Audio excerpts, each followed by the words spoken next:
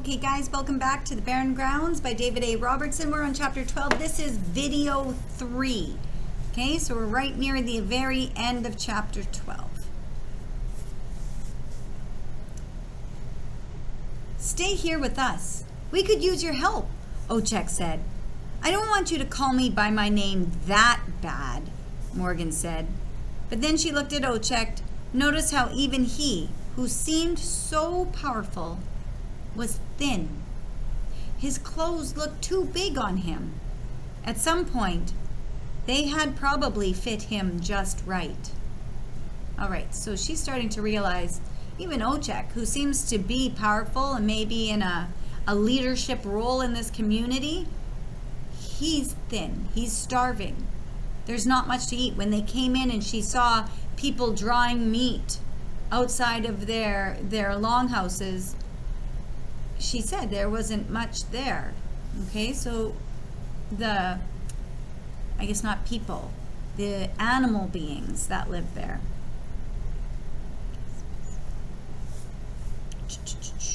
I am the only hunter well enough to do the work. With you here, Akeswis, we could survive longer, Oczek said. How much could I even learn in a week, she asked. You learn by doing, Oczek said. Being on the land is being with the best teacher. Morgan took a deep breath. She looked at Eli and saw the hope in his eyes and saw something else. Happiness, even in the midst of this barren world. How could she take that away from him when he was right? They could stay a week, go back, and nobody would be the wiser. She looked at Oczek, proud, strong, dying. What if she could learn? Do the things that she'd never got the chance to do because her mother had given her away when Morgan had been so young. What if she could do something, anything, to help them survive here, even for a bit longer? Finally, she looked at the knife stuck in the wall.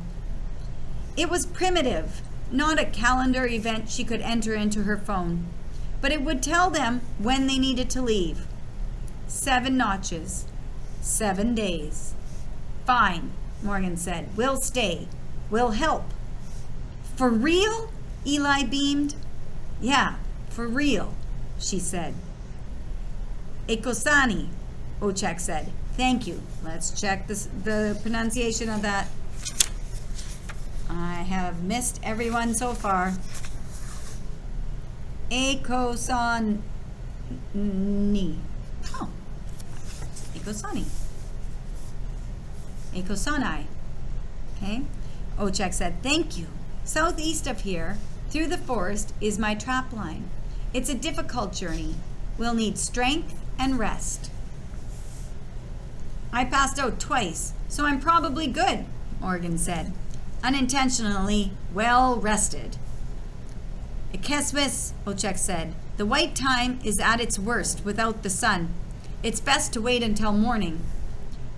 Morgan shuddered at the thought of the black this place offered.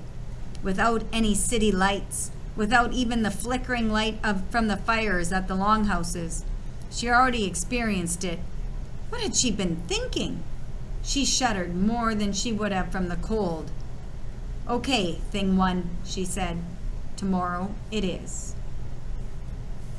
Okay, so Morgan and Eli are going to stay. They're going to stay for 7 more days and try to help. Now, we can see how excited Eli is about this. He wants to stay. To Eli, even though he is living in this village with animals, it's a completely different type of earth. To him, this feels far more like home than living in Winnipeg. And of course it feels like home to him, where he's told he's speaking Cree and it's the good language. Where I'm sure Eli has been told before to stop speaking Cree whenever he would be around more of white people who would be speaking English. So for him to be in an area where his language is viewed as the good language, what a beautiful, wonderful way to feel. So he does get to go out on the land, try to do some hunting, trapping, all that stuff. Morgan has never had any of these experiences before. So she's going to learn. As Ochek says, you learn by doing, and nature's the best teacher. So we're going to get out there. So they're going to go in the next morning, and they'll start off when the sunlight comes up. All right, guys, that's it for chapter 12. Take care.